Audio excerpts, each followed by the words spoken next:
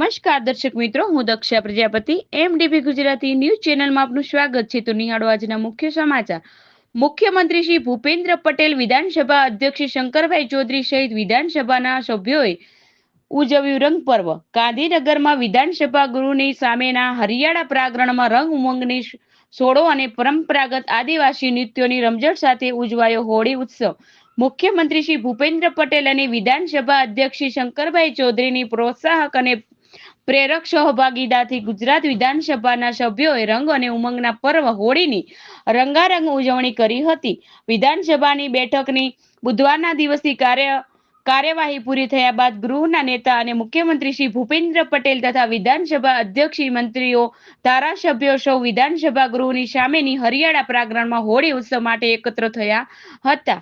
અહેવાલ દિલીપસિંહ સોલંકી. વધુ સમાચાર માટે નિહાળતા રહો એમડીપી ગુજરાતી ન્યૂઝ ચેનલ.